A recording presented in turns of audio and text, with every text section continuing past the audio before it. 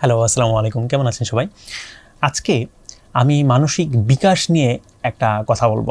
আমার একটা চিন্তাধারার সম্পর্কে বলবো যে মানসিক বিকাশ মানে হচ্ছে আমরা আমাদের জীবনটা কিভাবে যাপন করি সেটার উপর কিন্তু আমাদের মানসিক বিকাশের মধ্যে একটা প্রভাব ফেলে। লাইক আপনি যদি ভালো মানুষের সাথে চলাচল করেন, ভালো, ভালো জিনিস কনজিউম করেন, ঠিক আছে? ভালো, ভালো তথ্য, ভালো, ভালো উপাত্ত, হ্যাঁ? ভালো, ভালো জিনিস যদি আপনি গ্রহণ করেন, লাইক আপনি যদি বিতর্ক দেখেন, তো আপনার কিন্তু মানসিক বিকাশটা এক ধরনের হবে। আপনি যদি গল্পের বই পড়েন, আপনার মানসিক বিকাশটা এক ধরনের হবে। আপনি যদি সিনেমা দেখেন এবং সিনেমার মধ্যে যদি হরর সিনেমা দেখেন, আপনার মানসিক বিকাশটা একটু অন্যরকম হবে। আপনি যদি কমেডি ফিল্ম দেখেন, আপনার কিন্তু মানসিক বিকাশটা এক এক রকম হবে। আপনি কখনো ভাবছেন যে আমাদের মানসিক বিকাশের মধ্যে কোন মাধ্যমটা, লাইক এই যে বই পড়া, তারপর ধরেন গান শোনা, তার অডিও বুক শোনা, হ্যাঁ, তারপর সিনেমা দেখা, কোন মাধ্যমটা সবচেয়ে বেশি ইম্প্যাক্ট ফেলতে পারে?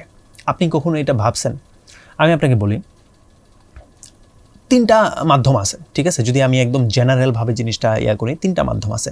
একটা হচ্ছে পড়ার মাধ্যম, যেই পড়ার মধ্যে আপনার নিউজ পেপার চলে আসলো, গল্পের বই চলে আসলো, ম্যাগাজিন চলে আসলো, ইত্যাদি ইত্যাদি। আরেকটা হচ্ছে শোনার মাধ্যম, যেখানে আপনার রেডিও চলে আসলো, এফএম রেডিও চলে আসলো। এফএম রেডিও কিন্তু এখনও শোনা হয়, মানুষ অনেক শোনে, ঠিক আছে? বাসের মধ্যে যাইতে যাইতে এটা শোনে, বিকজ ইটস ফ্রি। তারপর এখানে অডিও বুক চলে আসছে, পডকাস্ট চলে আসছে, আরও বিভিন্ন জিনিসপত্র আছে, স্পটিফাই চলে আসছে, হ্যাঁ, গান টান চলে আসছে। তো এইগুলোও কিন্তু আছে। এরপরে আপনার দেখার মাধ্যম মানে নাটক, সিনেমা, তারপর ওয়েব সিরিজ, মিম। মিমও কিন্তু এক ধরনের জিনিস, কিন্তু এটা পুরোপুরি দেখার ভিত্তিক না, এটা তো মানে ভিডিও ফরম্যাট না, এটা ছবি ফরম্যাট। বাট ছবি ফরম্যাটকেও এখানে এই সেগমেন্টে রাখা যায়। তো এখন কোন মাধ্যমটা, পড়া, শোনা নাকি দেখা, কোন মাধ্যমটা সবচেয়ে বেশি মানসিক বিকাশে ইম্প্যাক্ট ফেলে? আপনার কী মনে হয়? আমি আপনাকে একটা বৈজ্ঞানিক ব্যাখ্যা দিই। একদম নোট করে বলবো না, একদম কোট করে বলবো না।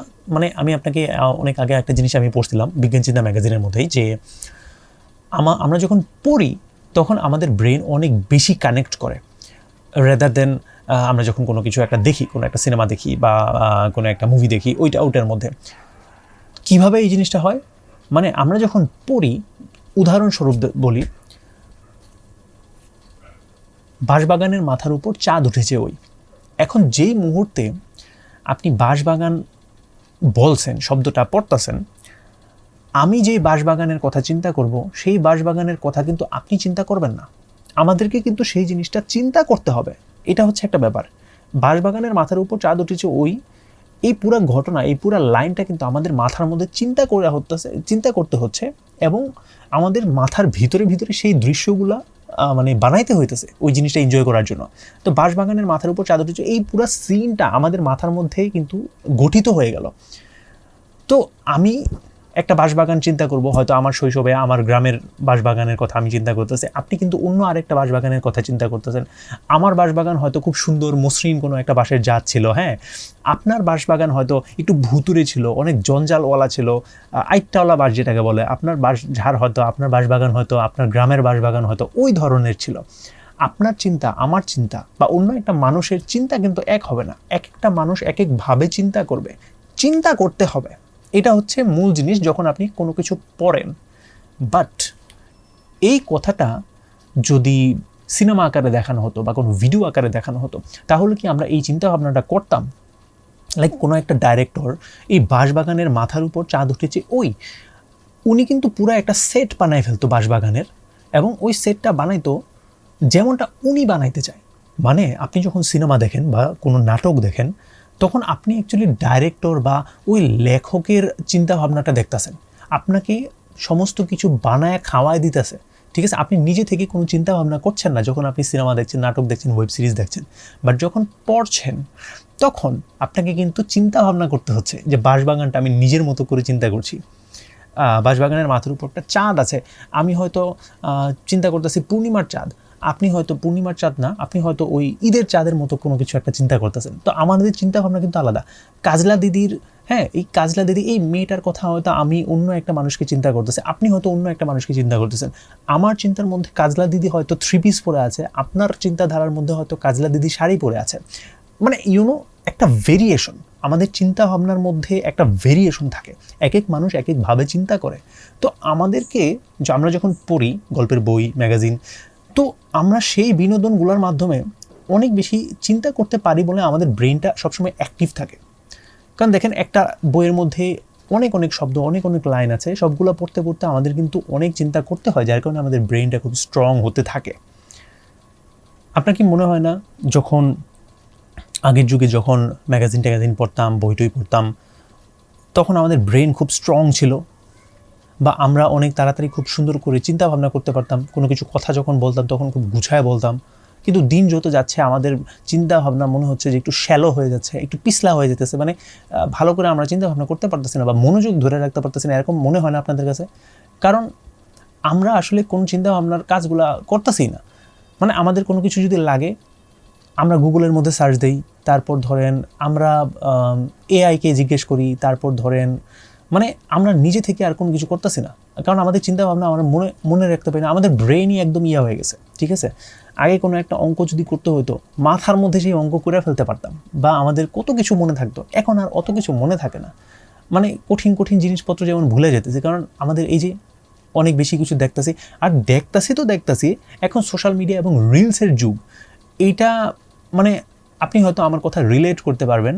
মানে আমি যদি রিলস দেখা শুরু করি, প্রথম রিলস দেখলাম, 1 ঘন্টা পরে 100তম রিলস দেখতেছি, সেই 100তম রিলস দেখার সময় প্রথম রিলসে জানি কী ছিল সেটা আর আমার মনে নাই। আপনার সাথে কি এরকম কিছু হয়েছে? মনে নাই, কিন্তু আমরা যখন একটা গল্পের বই পড়ি, উই এক্স্যাক্টলি নো যে প্রথম পৃষ্ঠাতে কী ছিল, গল্পটা কীভাবে শুরু হয়েছিল এবং গল্পটা কীভাবে শেষ হয়েছে। উই নো একদম 50, 60, 100 পৃষ্ঠার একটা গল্প পুরাটা আমাদের মনে আছে। অ্যাকচুয়ালি আমরা গল্পের ফ্লোটা বুঝি। সো আমরা মানে আমাদের আইকিউগুলা মানে খুব শ্যালো হয়ে যাচ্ছে, খুব কম হয়ে যাচ্ছে যখন থেকে এই সোশ্যাল মিডিয়া রিলস বা শর্ট ফর্ম কন্টেন্টগুলো আমরা যখন কনজিউম করতেছি। আমাদের ব্রেনটা, আমাদের মানসিক বিকাশ, যেটা দিয়ে আমি ভিডিও শুরু করছি, এই যে দেখেন আমি কথা বলতেছি, আমার কিন্তু সেটা মনে আছে। তো আমরা যখন নিজে থেকে কোনো কিছু ব্রেন খাটায় কিছু বলবো বা কিছু দেখবো বা কিছু কনজিউম করবো, যেখানে আমার ব্রেনটা ইউজ করতে হবে, সেটার মাধ্যমেই কিন্তু আমাদের ব্রেনগুলো বিকশিত হয়। অন্য কোনো একটা মানুষ আপনাকে একদম মাখায়া খাওয়াই দিতেছে, ওইখানে কিন্তু অ্যাকচুয়ালি আপনার ডেভেলপমেন্টটা, আপনার মানসিক ডেভেলপমেন্টটা অত হবে না।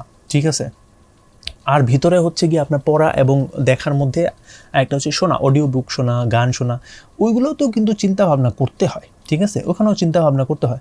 লাইক আমি মনে আছে আমি যখন ক্লাস 9-10 পড়ি, তখন আমি অনেক FM রেডিও শুনতাম। ঠিক আছে, আমার বাসার মধ্যে টেলিভিশন ছিল না, আমি FM রেডিও শুনতাম।